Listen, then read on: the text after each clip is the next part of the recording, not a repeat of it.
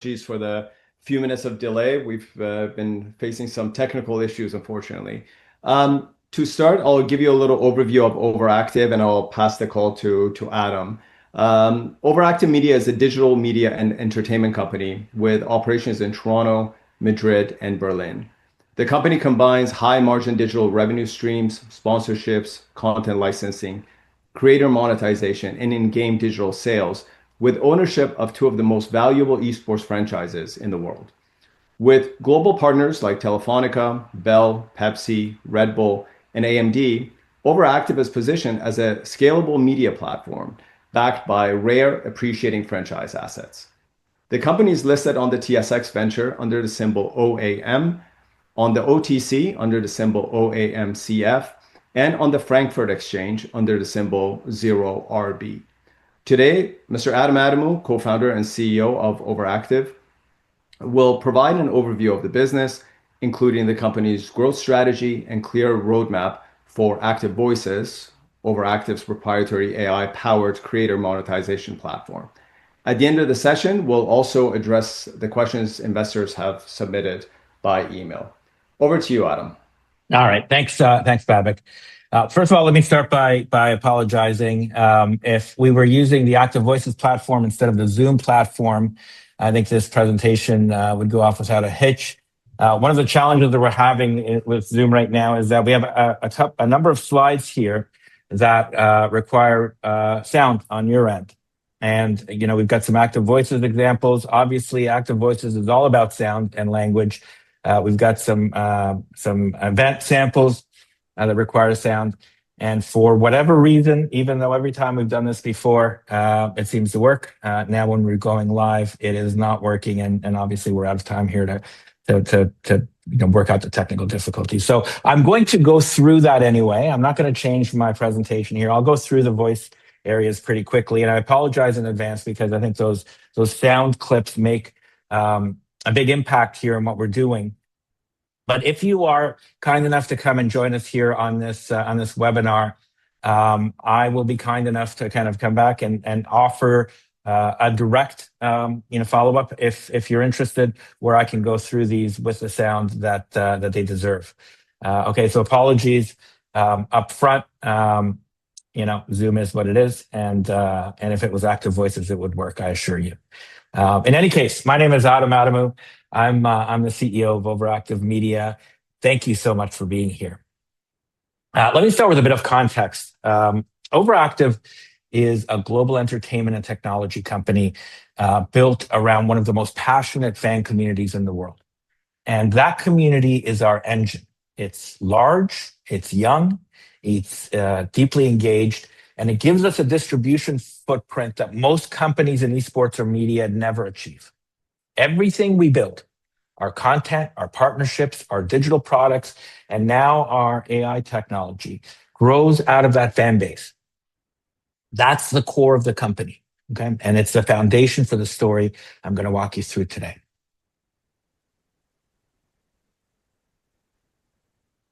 All right, before we go any further, here's our disclosure about forward-looking statements. Okay, the key point for you is this, though. Okay, the strategy you're going to hear today is grounded in real fans, real engagement, and real revenue channels. Our perspective on the future is based on what we're already seeing inside of our ecosystem right now. And to understand Overactive, the first thing you need to grasp is our reach. We connect with more than 100 million fans around the world. And these are audiences in Canada, in the United States, in Europe, in Latin America, in China. And they follow our teams, our creators, and our content. And these are young, digital native consumers with strong purchasing power, as you can see here from these statistics. If you're not deep in esports, think of this as one of the most active global youth entertainment audiences in the world. And Overactive sits right in the middle of it. And with the global audience we've built, this real business momentum, okay? And our revenue curve has been climbing and margins are strong, and we've been taking significant steps, I would say, over the past year, 2 years, to simplify the business, focus on what scales, and build a model that moves towards profitability. And this isn't driven by, any one region or any one brand. This is the product of a global fan base and a more focused operating structure that we've been implementing inside of the business. And this is the engine that drives our business worldwide. Okay. Esports brings fans into our world, and then content and creators keep them connected. And then membership creates these predictable recurring revenues. And our technology, especially ActiveVoices, lets us take that entire ecosystem global across languages and markets. And that flywheel gets stronger every single time we add a new fan in every single region. Okay, fan after fan after fan, the business grows as the fan base grows. And because of that engine, we now operate as a global entertainment and technology platform. Esports is the starting point, but the value is in the layers that we build around it. There's content, creators, merchandise, licensing, membership programs, and now AI, because these layers sit on top of this massive global fan base. And the economics become more scalable, as I said, and more diversified as that fan base grows. And that's how we grow the business without adding any unnecessary complexity to what we're doing. Now, let's go back to our teams. Our teams compete in two of the most important ecosystems in global esports, League of Legends in Europe and Call of Duty in North America. And these franchise positions give us long-term stability and visibility. And they anchor us in basically two of the biggest markets in gaming. And the engagement levels we get back reflect all of that. Okay, when you look at global viewership, our brands consistently sit among the most watched teams anywhere in the world. Okay, you can see that in the chart up here. These are the most popular esports team communities on Twitch, but communities of any type on Twitch. Okay, and we're right there. This is like a monthly chart here. Every single month, we're in the top 3 to 5, I would say, biggest communities on Twitch in the world. And that reach drives our long-term partnerships and our commercial strengths. Now, for anyone not familiar with Ibai Llanos, Ibai is one of the most influential digital personalities in the world.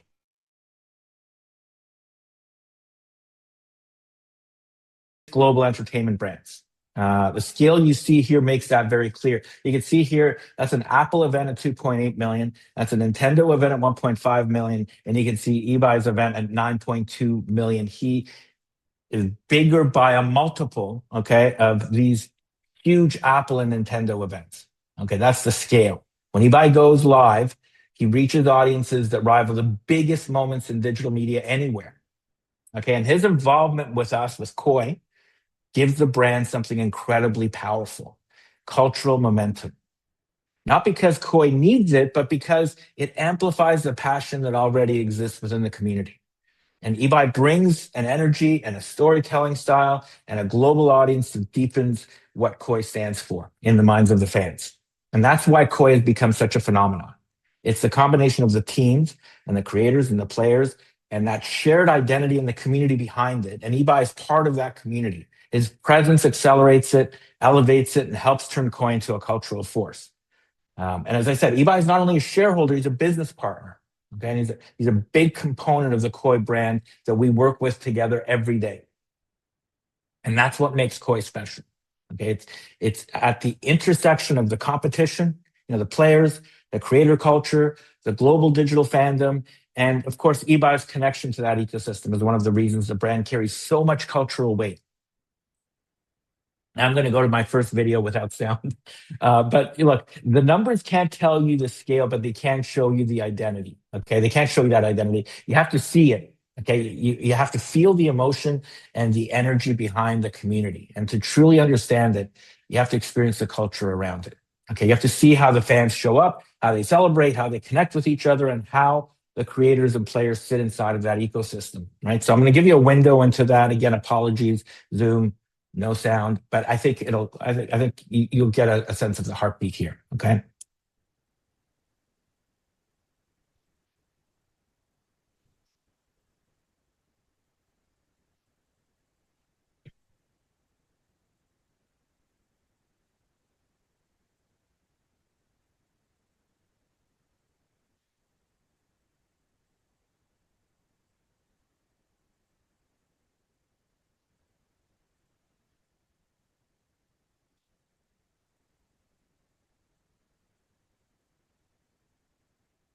Um, Oops. Okay, I cut that a little bit short. I mean, there's no point if there's not the sounds, but let me just kind of go back to that slide. I'm preempting here. Okay. And look, what you're seeing there is why Koi is so powerful. Okay. If you could hear the sound, there was like cheering, there was screaming, there was crying in that particular video. When you see the flags that they showed there, these are flags that fans made themselves and brought it in. Now, okay, the jerseys and the other stuff we sold to them. Okay. But the fandom is real. Okay. And it is like something that when you are there, you probably have never seen before. Okay. And that's why Koi is so powerful. It's not casual viewership, it's belonging. It's fans identifying with something that's bigger than themselves, something they participate in, and something that they co create alongside us. Okay. And that level of connection doesn't just happen by accident, it comes from years and years of building a community around these creators, these players, and these shared moments that actually mean something to people.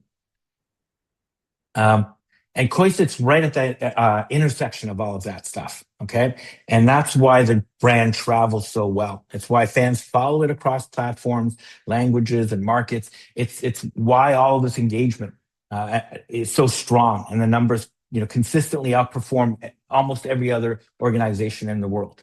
Okay.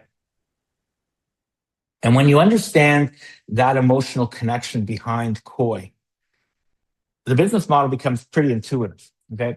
Inside of games like League of Legends or Call of Duty, fans buy these digital items, and things like these like team branded skins. You can get weapon designs, character outfits, you can get banners, you can get emotes, you can get in-game cosmetics. These items don't improve performance in the game. Like, they don't make it play better, but they express identity, and they tell other players who you support and what community you belong to.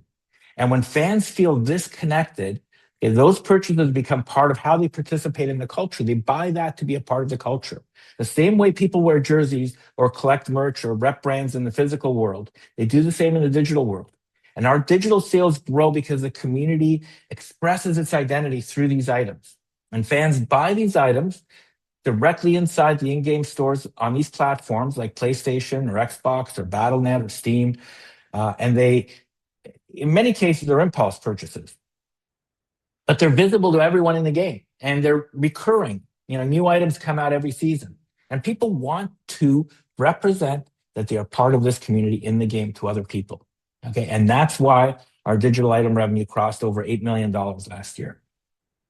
And the economics of this are exceptional. These products cost almost nothing to us to deliver. Okay. There's no inventory, there's no shipping, no physical cost. And that's why the margins are north of 95%, I would say. Okay? When a brand has cultural weight, digital items like this become one of the most efficient revenue streams in the business. Now, okay, so these digital items are, how you express your fandom inside of the game.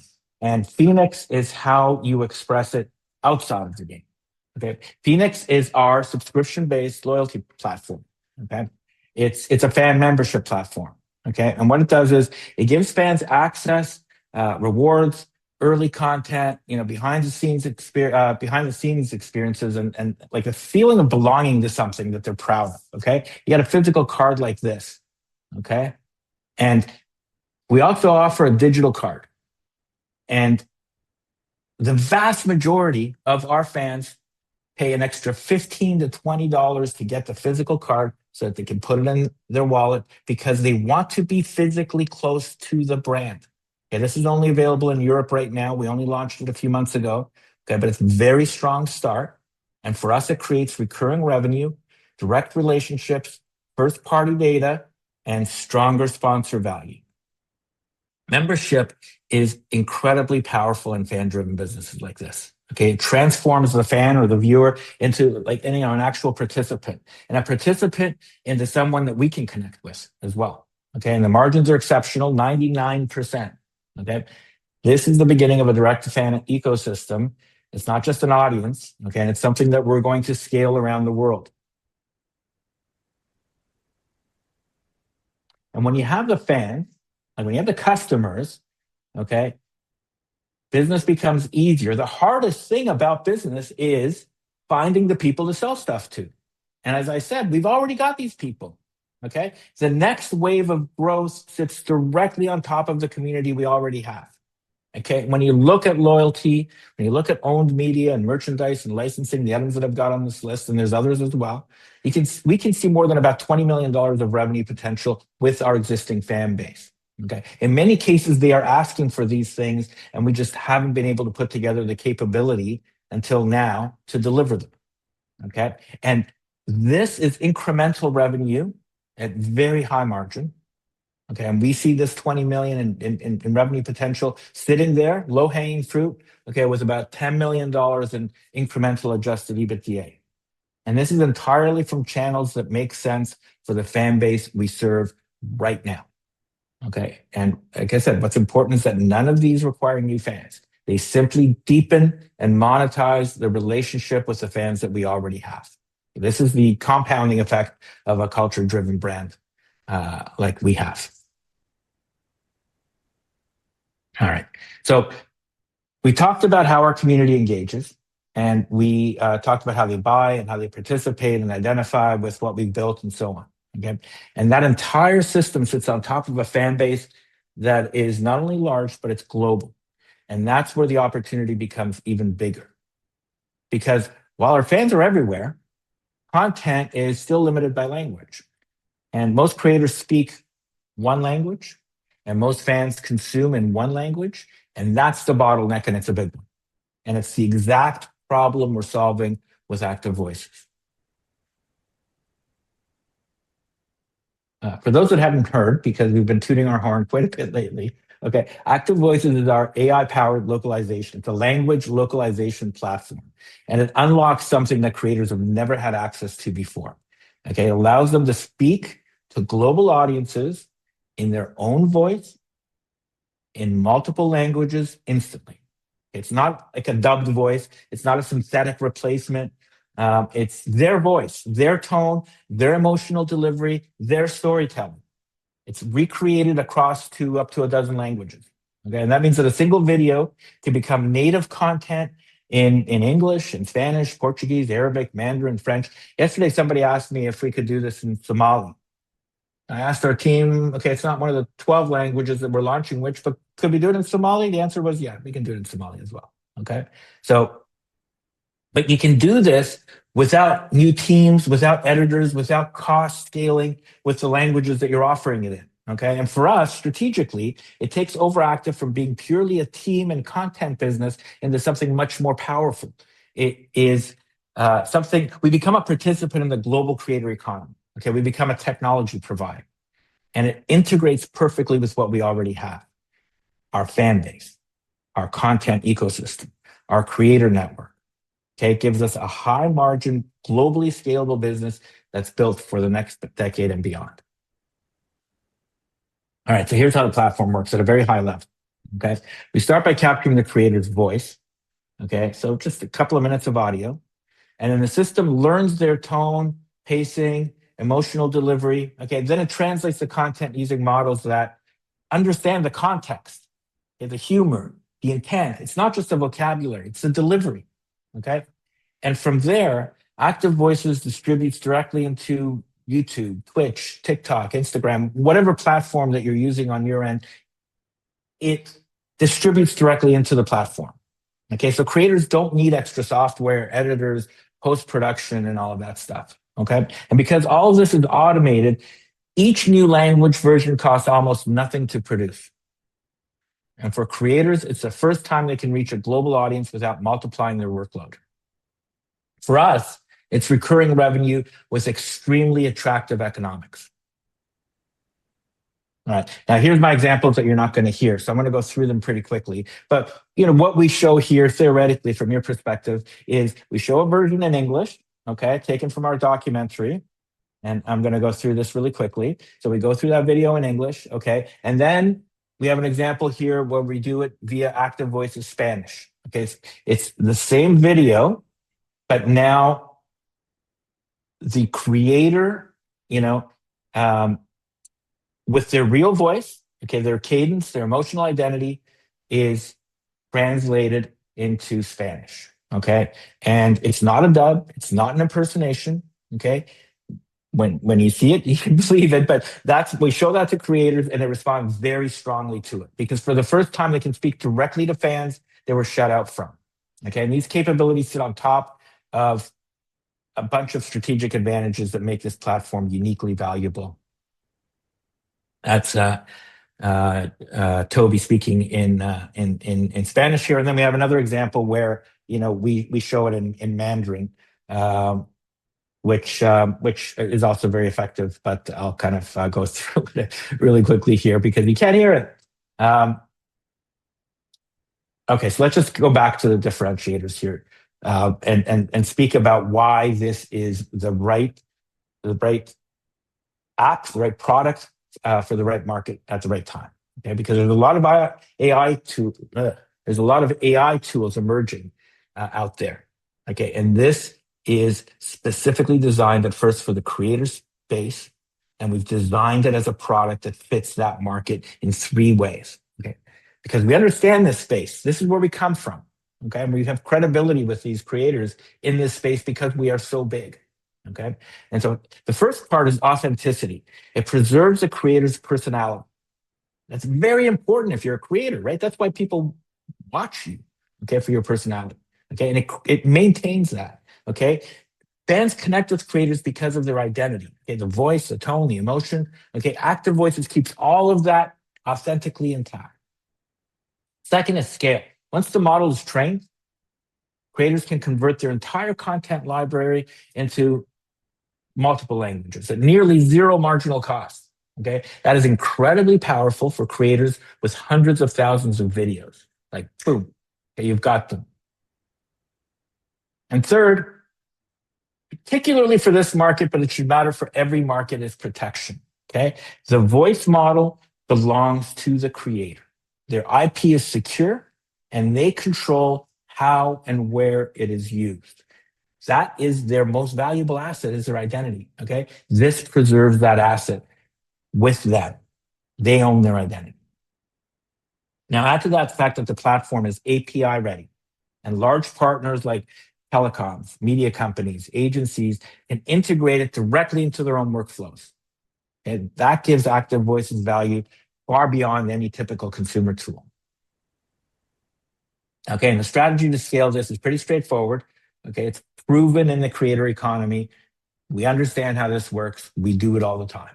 Okay, we start with the big creators, the major ones. Okay, these are people who already have strong audiences and who immediately benefit from multilingual reach. Okay, they give us case studies and visibility and credibility out there. Okay, those are the leaders.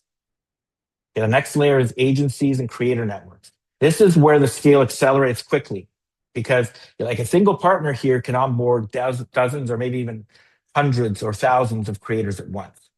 And then finally, the long tail is like the millions of creators who don't have editors, translation teams, and who desperately want global reach and who simply need an affordable automated tool.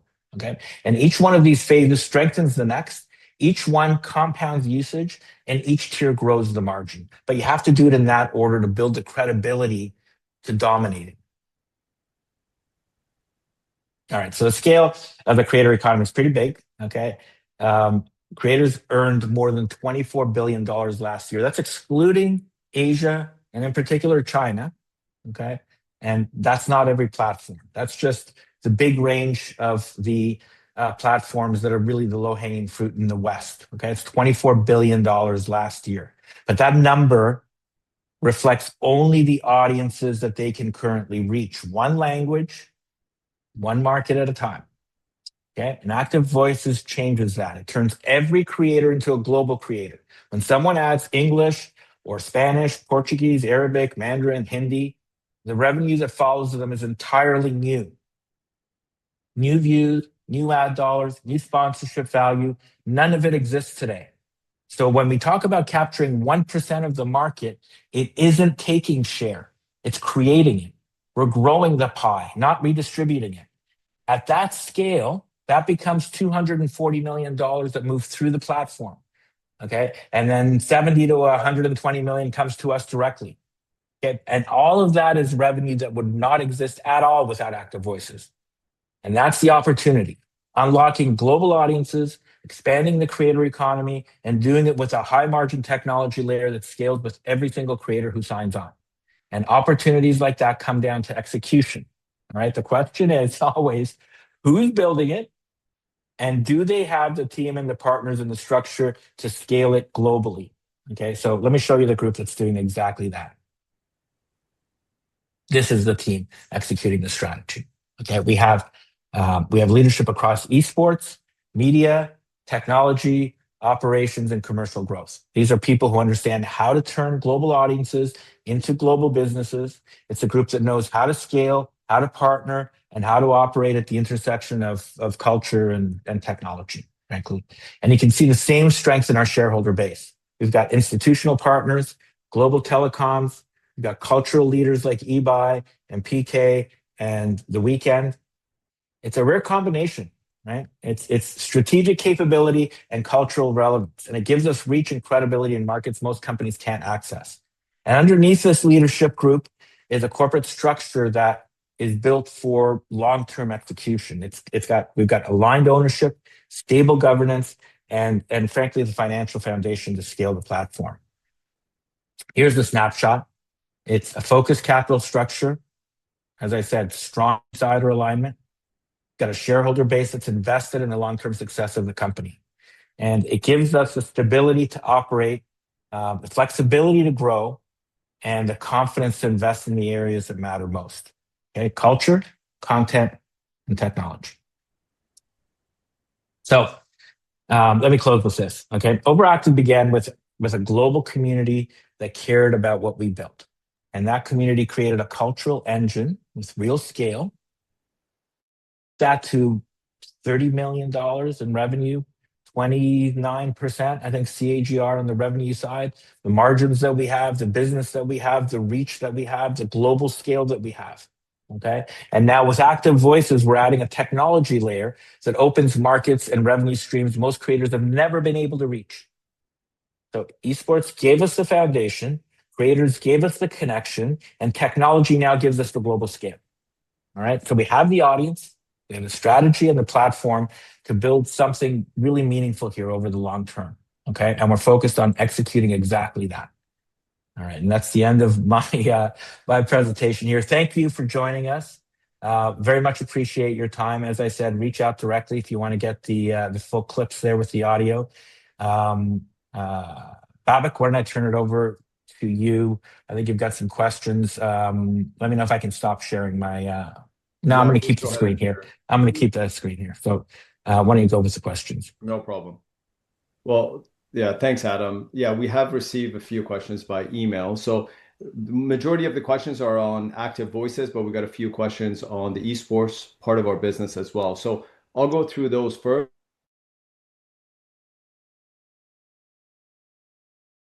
First question asks, what is the construction status of the live arena in Toronto?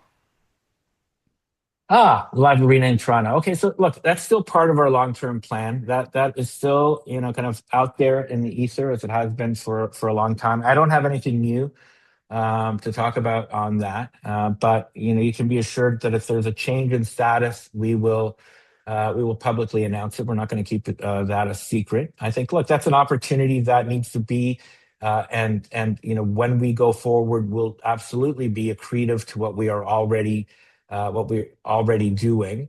But that's not something that I wake up every day and focus on right now. As you can see, I've got enough on my plate right now, and when that happens, we'll add that. Very good. The next question asks, with your presence in the League of Legends and the Call of Duty League, how do these franchise assets contribute to your long-term value and differentiate Overactive from all the other esports organizations out there? Well, okay, so there's two points there, right? One is how do they contribute to our values, right? And I think this is something obvious to a lot of non-endemic, like a lot of sports fans. Okay, when they take a look at the numbers, they see that the value of franchises have just grown, exponentially. Like in the 1980s, early 1990s, you could probably buy an NBA franchise for like 20-30 million bucks. Okay. And now it starts at $1 billion if you buy like the smallest market team. Okay, it goes up to 5 or 6 billion or whatever the number is, right? We see WNBA and all these other things that are basically, huge valuations on those franchises. And we own, in terms of, in particular, let's just focus on League of Legends. Okay, our League of Legends franchise, look, the viewer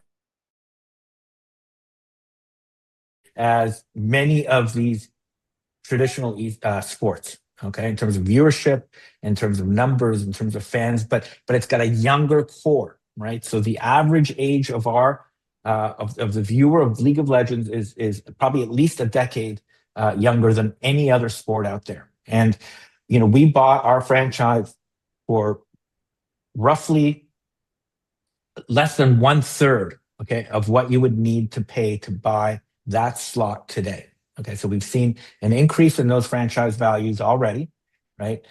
We own them outright. Okay, this isn't something that I need to pay anybody any more money to own.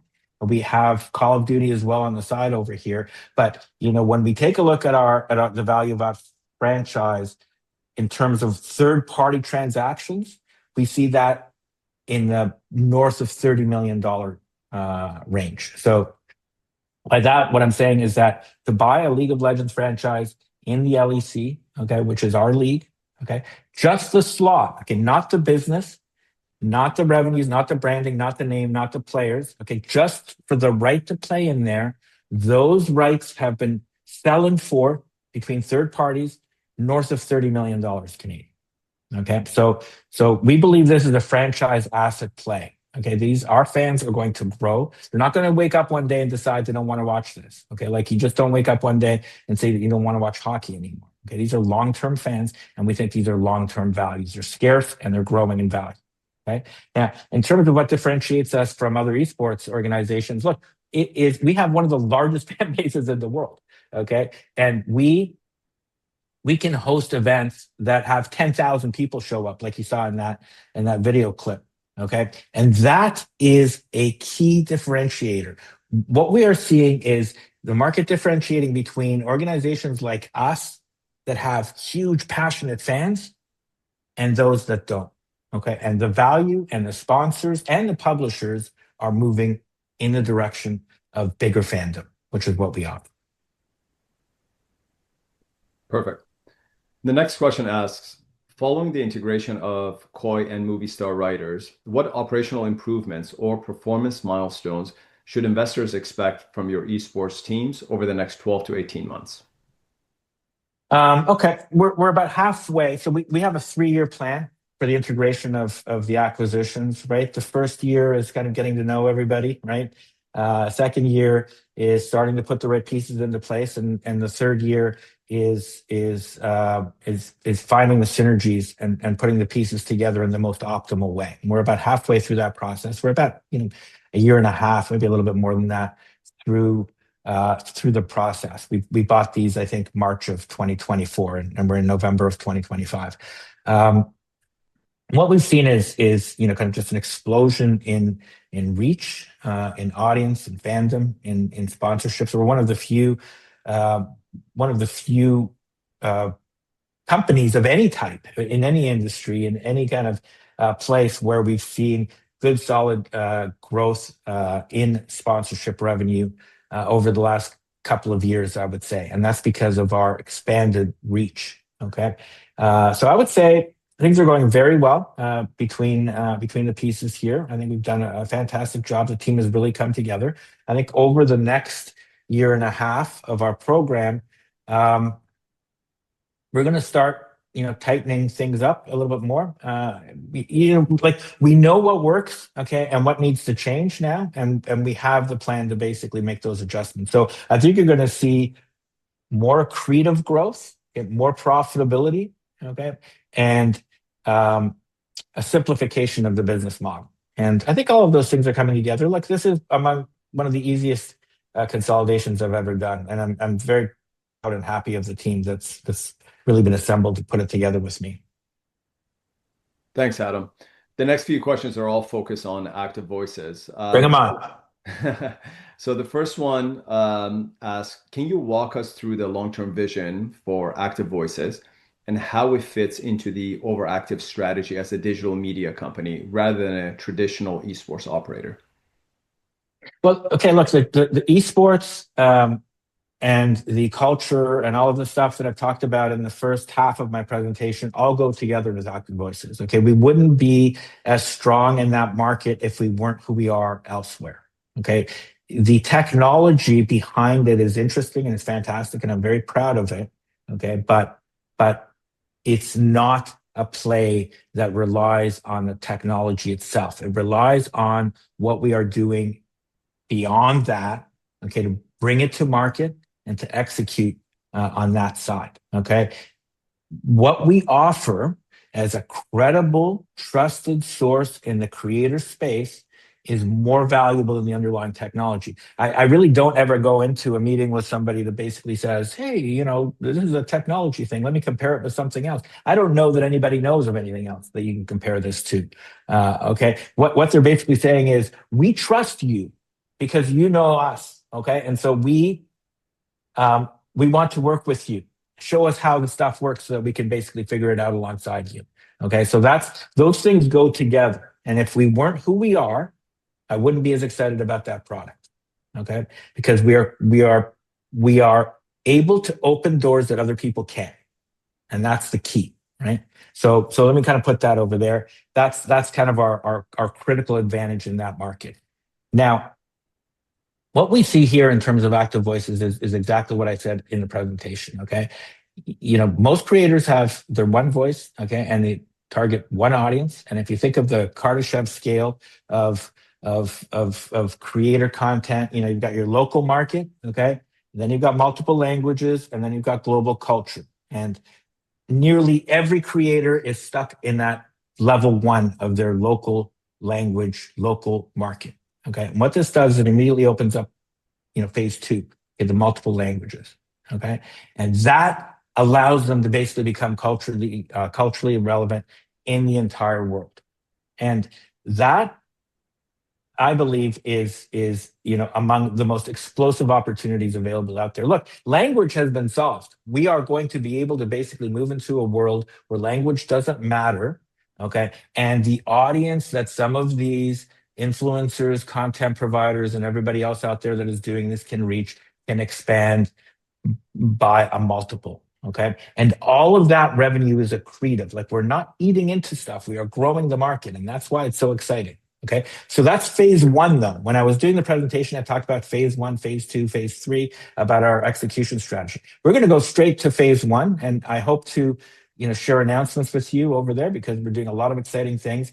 But phase two is when you bring the agencies, the influencer agencies, and the other groups out there that basically want to offer this to their creators and influencers as something that they can basically add as a value add. Okay. And we have interest over there as well.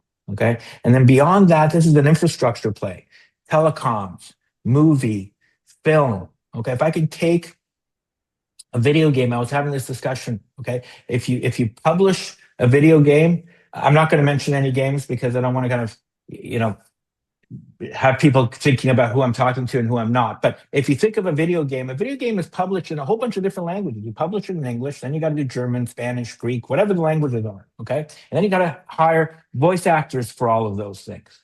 Okay. That have to basically read the script and understand the intonation and all of the other stuff. What if you could do that with the one language, put it through the model, and the model could use that same voice, use that same tone, use that same presentation, and now you can do it in not only 12 languages, but 50. Okay. That is the scale of what I'm talking about. Okay. And that is how we're going to work through the system. Thanks, Adam. The next question is, how scalable is Active Voices from a cost structure standpoint? What does gross margin look like at scale?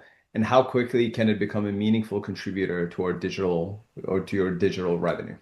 Yeah, I think, first of all, you know, the key at its ground level, right? If you are a creator,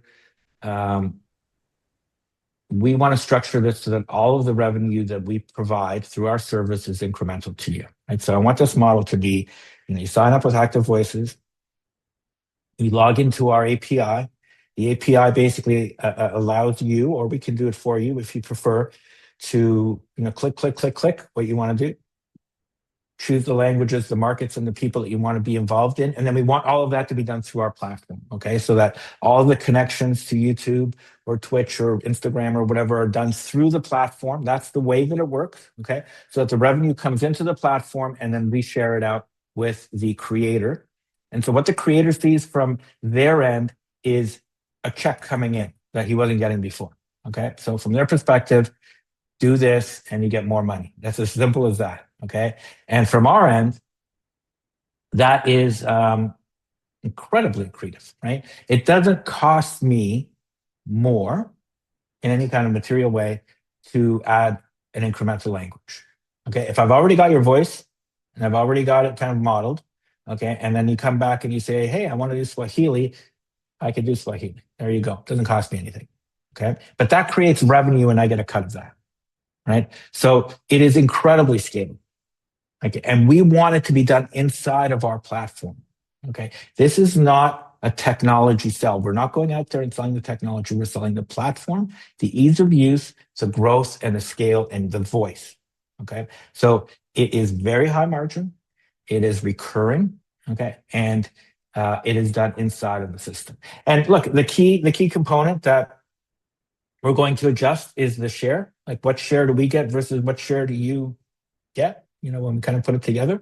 I think, look, as we start, that share will probably be favorable to us, and over time, that share will probably decrease relative to the growth of the market. Our revenues will always be going up, but with scale, we can basically take a slightly smaller amount as we kind of grow the platform. But from our perspective, again, huge margins, most of it going to the bottom line. Very good. Next question asks, how do you plan to leverage your esports brands and creator partners to fuel adoption of ActiveVoices? Look, I don't want to get into that because we haven't announced specific details there, but we're going to be making announcements with respect to our side of that over the next little while. I think it's a big opportunity for us, given that we're a multi-language, multi-location organization with fans around the world, for us to basically make this accessible to them. And you'll hear more on that shortly. That's easy to do. It's just a question of time. Sounds good. With your shift towards high margin digital media and AI-driven products, what should investors expect in terms of margin expansion and recurring revenue over the next 12 to 24 months? Yeah, well, look, you're going to see both as this grows, right? I mean, you saw how the numbers work over there. It takes some investment up front, and that investment has been done, and then the revenues are just basically going to grow over time with low marginal costs, okay, up on an ongoing basis. I don't see that there's a lot of additional investment that's necessarily required in the technology here. We're going to be fine tuning it from where we are.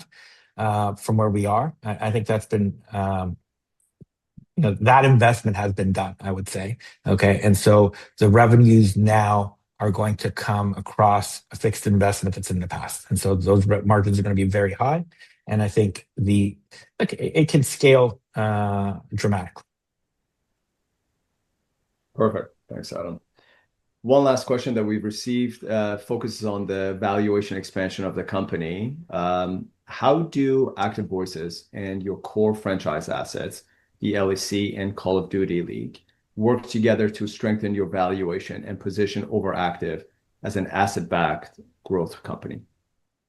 Well, look, I'm not going to, I'm not going to position myself here as like an investment analyst. That's not my job. I do think that, we have a lot of potential. I think it's a current valuation in the way that I look at it. Look, I was talking about, and maybe I'm going to go off the cuff over here. Like if somebody's buying a League of Legends slot for 35 million, and you kind of go back and you take a look at our valuation with everything that I've just talked about, Um, I mean, what can I say? I mean, I don't, uh, I think that we have, you have that as a hedge, okay, at the bottom end, okay, um, and then everything else is gravy on top of that, okay. Everything else on the esports business, okay, the fans, the events, the franchises, the sponsors, the revenue, the 100 million fans, all of that stuff, okay, is from my perspective, the way that I look at this, the way that I discuss and describe this to my friends, all of that stuff is gravy on top of that franchise that is worth 35 million bucks for the slot. Okay. And then you've got active voices on top of that. Okay. So you've got optionality over optionality over optionality. Right. And, um, the market will catch up. I think the market is starting to catch up. I think we haven't been telling this story because we've been busy building it. Okay. And now I'm going to go on top of the rooftops and scream out the story because I think every part that we need is in place now. I just need to let people know. Perfect. Thanks, Adam. There are no further questions. I'd like to thank everyone for your interest in Overactive Media. If you have any additional questions, please don't hesitate to reach out to us directly. And this concludes today's webinar. You may disconnect. And thanks again, everyone, and Adam. All right. Thank you, everybody. Have a great day.